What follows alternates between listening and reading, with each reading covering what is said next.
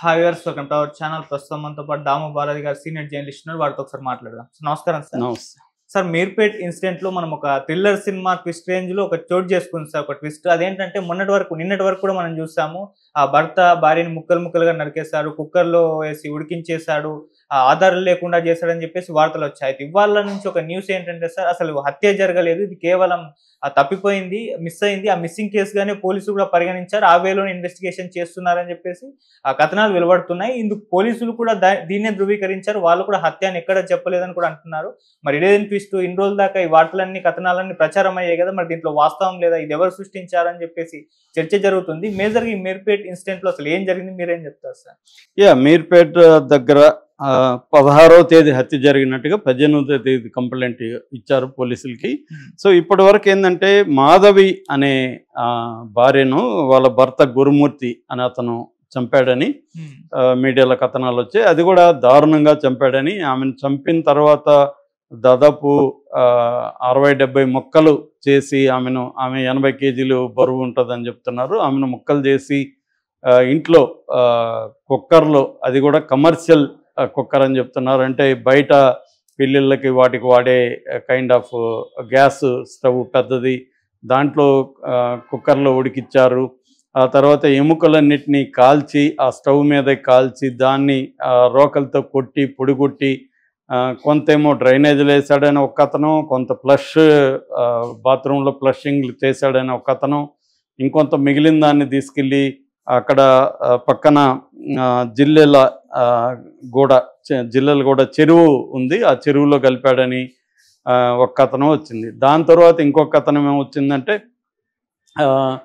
అంటే ఇతను 16వ తేదీ ఈమెను చంపేశాడు. పిల్లలు అప్పటికి వాళ్ళ అమ్మగారింట్లో. వీళ్ళది ఏంటంటే భార్యాభర్తది ఇద్దరిది కూడా ప్రకాశం జిల్లాలో రాచర్ల మండలంలో జేపీ చెరువు అనే గ్రామం. ఇద్దరిది కూడా 13 ఏళ్లకు ముందు పెళ్ళయింది. వీళ్ళకి బాబు పాప ఉన్నారు. ఈ బాబు పాప సంక్రాంతికి వాళ్ళ అమ్మగారింటికి వెళ్ళారు. వెళ్ళిన తర్వాత ఈయన ఇద్దరే ఉన్నారు. ఈమెని 16వ తేదీ చంపేశాడు. చంపినాక ఇవన్నీ చేశాడు. తర్వాత వాళ్ళ అమ్మకి, ఆమె మాధవ్ వాళ్ళ అమ్మ సుబ్బమ్మ, ఆమె పేరు ఒప్పాల సుబ్బమ్మ, ఆమెకి ఫోన్ చేశాడు. ఫోన్ చేసినప్పుడు ఇలాగా జరిగింది, ఆమె కనబడలేదు, మాకిద్దరికి గొడవ జరిగిందని చెప్పాడు. ఆమె వచ్చింది. వచ్చినాక ఇద్దరు పోయి మీర్పేట పోలీస్ స్టేషన్లో కంప్లైంట్ ఇచ్చారు. ఆ తర్వాత పోలీసులకి డౌట్ వచ్చి సీసీటీవీలు అవన్నీ పరిశీలించిన తర్వాత ఇతని మీద డౌట్ వచ్చి ఇతన్ని తీసుకొని ప్రశ్నిస్తే ఇతను నేనే చంపేశానని చెప్పాడు.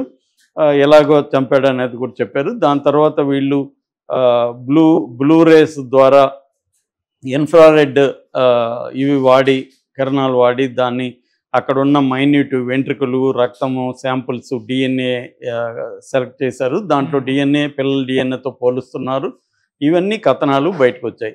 కానీ ఇందాక బీబీసీ దీని మీద మొత్తం సమగ్రంగా రీసెర్చ్ చేశారు. దీంట్లో పోలీస్ ఆఫీసర్లను కలిశారు. ఇది కంప్లీట్గా తేడాగా ఉంది. వీళ్ళేం చెప్తున్నారంటే బీబీసీ వాళ్ళ ప్రకారం అసలు ఇది హత్య అనేది ఇప్పటివరకు పోలీసులు నమోదే చేయలేదు. పోలీసులు ఇప్పటివరకు ఏంటంటే కేసు నెంబర్ 81/2025 అనేది కేసు నెంబర్. ఇది పోలీస్ స్టేషన్లో మీర్పేట సిఐ నాగరాజు కానీ, అట్లాగే ఎల్బీ నగర్ పరిధిలోకి వస్తుంది. ఎల్బీ నగర్ డీసీపీ ప్రవీణ్ కుమార్ కానీ ఇద్దరు కూడా బీబీసీతో మాట్లాడారు. వాళ్ళిద్దరు ఏం చెప్తున్నారంటే, తల్లిదండ్రులతో మాధవి వాళ్ళ తల్లిదండ్రులు మాకు కంప్లైంట్ ఇచ్చారు. ఆ కంప్లైంట్లో తల్లిదండ్రులు హస్బెండ్ మీద, ఈ గురుమూర్తి మీద వాళ్ళు డౌట్ ఎక్స్ప్రెస్ చేశారు. మేము అందుకని గురుమూర్తిని పిలిపించి అడిగాము. పిలిపించి అడిగితే అతను 2-3 రకాల కథనాలు చెప్తున్నాడు. అతను హత్య చేసినట్టు ఏ రకంగా మాకు ఆధారాలు దొరకలేదు. కుక్కర్లో ఉడికించినట్టు కానీ, ఆ పొడిని ఇవన్నీ తీసుకెళ్ళి కలిపినట్టు కానీ మాకు ఎక్కడ ఆధారాలు దొరకలేదు. మేము దాన్ని ఎక్కడ మీడియాకి చెప్పలేదు. మేము మీడియాకి ఏం చెప్తున్నామంటే, ఇది ఇప్పటికి కూడా మేము మిస్సింగ్ కేసుగా నమోదు చేసుకున్నాము. ఇంకా మేము దీని మీద ఇన్వెస్టిగేషన్ జరుపుతున్నాము. ఇప్పటికి మేము ఏ రకంగా కూడా ఇది హత్య చేసినట్టుగా మా దగ్గర ఆధారాలు లేవు. మిస్సింగ్ కేసు లాగానే మేము పరిగణిస్తున్నాం అనేది క్లియర్గా వాళ్ళు బీబీసీకి చెప్పారు. అంటే ఇదంతా మీడియా సృష్టేనా ఈ కుక్కర్ వ్యవహారం? ఎందుకంటే బీబీసీ కిచెన్లోకి కూడా వెళ్ళి ఫోటోలు తీశారు. ఆ కిచెన్లో ఒక చిన్న కుక్కర్ ఉంది, ఏదైనా కొట్టుకోవడానికి ఒక చిన్న కలప ఉంది. ఆ కలప మటన్ నైఫ్ కానీ లేకపోతే ఏవి కూడా దొరకలేదు పోలీసులకి. ఆ కుక్కర్లో ఉడికించడం కూడా 80 కేజీల మాంసాన్ని మరి ఎంతసేపు ఉడికిచ్చాడు, ఉడికిచ్చే పక్కన వాళ్ళకి డౌట్ రాదు. ఇదేంటంటే ఒక ఇండిపెండెంట్ బిల్డింగు, మొత్తం 4 ఫ్లోర్లు ఉన్నాయి. వీళ్ళు 3వ ఫ్లోర్లో వెనక వైపున ఫ్రంట్లు కాకుండా వెనక వైపున వీళ్ళ ఇల్లు, ఫ్రంట్లో ఒక ఇల్లు ఉంది. దీనికి పైన పెంట్ హౌస్ ఉంది. ఇప్పుడు ఈ ఫ్లోర్లో ఉన్న పక్కన వాళ్ళు లాక్ చేసుకుని వాళ్ళు జరగగానే రెండో రోజు ఖాళీ చేసుకుని వాళ్ళు వెళ్ళిపోయారు. ఈ మీడియాది పోలీస్ ఎంక్వైరీ ఇవన్నీ భరించలేక పెంట్ హౌస్లో ఎవరు లేరు. కింద మాత్రం జనం ఉన్నారు. వాళ్ళు మన ఛానల్ రిపోర్టర్ వెళ్ళినప్పుడు కూడా వాళ్ళు మాకేమీ తెలియదు, వాళ్ళు అప్పుడప్పుడు మాట్లాడే వాళ్ళు అంత తప్ప మాకేం తెలియదు అని వాళ్ళు చెప్తున్నారు. అంటే ఇక్కడ డౌట్ ఏంటంటే ఇంత ఉడికిచ్చి ఇంత చేస్తే పక్కింట్లోకి అక్కడ ఏమైనా స్మెల్ రాదా? మామూలుగానే మనం మాంసం ఉడికిస్తే పక్కన వాళ్ళు ఏంటి ఈరోజు మాంసం వండుతున్నారా అవన్నీ అంటారు కదా, మరి ఎన్నిసార్లు కదా ఉడికించాలి, ఎన్నిసార్లు ఉడికిస్తే అవుతుందా? రెండోది ఒక మనిషిని చంపడం కొట్టడం ఇదంటే అంత ఈజీ కాదు, దానికి ఎంతో టైము ఎంతో వ్యవహారం పడుతుంది. అదంతా అతను మరి ఒక్కడే చేశాడా? ఆ ఎముకల్ని మొక్కలు చేసి ఇవి చేసేస్తే స్మెల్ భయంకరంగా వ్యాపిస్తుంది కదా, అవన్నీ మరి ఎలా పక్కన వాళ్ళు ఎవరు చూడలేదా? ఇలాంటి డౌట్లు అన్నీ కూడా మామూలు కామన్ పీపుల్కి వస్తుంది.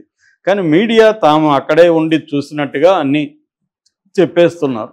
కానీ బీబీసీ ఎంక్వైరీలో పోలీసులు ఇప్పటి వరకు ఇది ఎక్కడ కూడా చెప్పలేదు. ఎక్కడ కూడా పోలీసుల బయట అనేది లేదు. ఇదంతా కూడా మీడియా రకరకాల వ్యాఖ్యానిస్తుంది. అలాగే సుబ్బమ్మతో ఒక ఛానల్ ఫోన్లో మాట్లాడిన ఇది కూడా ఉంది మన దగ్గర. ఆ ఫోన్లో సుబ్బమ్మ అంటే మాధవ్ వాళ్ళ అమ్మ, ఆమె ఏం చెప్తుందంటే 16వ తేదీ మేమే ఫోన్ చేశాము మా అల్లుడికి, ఇట్లా అమ్మాయి ఫోన్ కలవట్లేదు, నువ్వు ఫోన్ అమ్మాయికి ఇవ్వు అంటే నిద్రపోతుంది అని చెప్పాడు. మళ్ళీ మేము చేస్తే ఇంకా నిద్రపోతుంది అన్నాడు. ఇదేంటి ఇంకా నిద్రపోవడం ఏంటి లేపు అంటే అప్పుడు ఏం చెప్పాడంటే లేదు నిజానికి మా ఇద్దరి మధ్య గొడవ జరిగింది, అమ్మాయి వెళ్ళిపోయింది అని చెప్పినట్టుగా వాళ్ళు చెప్తున్నారు. తర్వాత కిరణ్ అనే ఒక బంధువుకు ఫోన్ చేసి నువ్వు వెళ్ళి చూడరా అని చెప్తే వాడు వెళ్ళి చూస్తే ఈ గురుమూర్తి వాళ్ళ అమ్మ నాన్నతో కూర్చొని మంచిగా కబుర్లు చెప్పుకుంటున్నాడు. ఆ టైంకి ఇంట్లో కిచెన్లో నుంచి చిన్న స్మెల్ ఏదో వచ్చింది, నేను కిచెన్లోకి వెళ్తానంటే అడ్డుకున్నాడు, పోనీలేదు. కిరణ్ డౌట్ వచ్చి మాకు ఫోన్ చేశాడు, ఇలాగే ఇతను హ్యాపీగా ఉన్నాడు, భార్య పోతే బాధ ఉండాలి కదా, అదేం లేదు, కిచెన్లో కూడా ఏదో స్మెల్ వచ్చిందని మాకు చెప్పాడు. ఆ తర్వాత మేము బయలుదేరి వెళ్ళాము. తర్వాత మా బంధువుల సహాయంతో మేము పోలీస్ స్టేషన్లో కేసు పెడితే గురుమూర్తి కూడా వచ్చాడు. ఆ తర్వాత పోలీసులు అడిగితే మాకు డౌట్గా ఉందని చెప్పాము. ఇప్పటికి మాకు బతుకుంటే మా కూతుర్ని అప్పగించండి అనేది ఆమె చెప్తుంది తప్ప మా అల్లుడు చంపేశాడు అని ఆమె నిర్ధారణకు వచ్చినట్టుగా కూడా ఆమె మాట్లాడలేదు.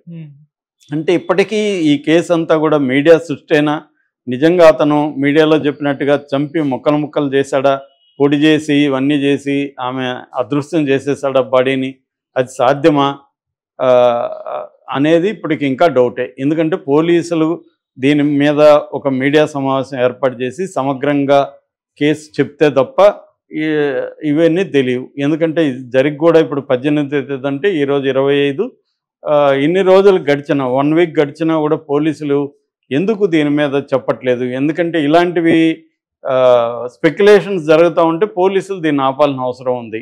ఎందుకంటే ఇది ఇతను ఏదో పెద్ద డబ్బున్నోడు కాదు, దీని వెనక ఏదో ఒక పెద్ద మాఫియా లేదు, పోలీసులకి ఫర్దర్గా ఇన్వెస్టిగేషన్కి ఇబ్బంది కూడా లేదు.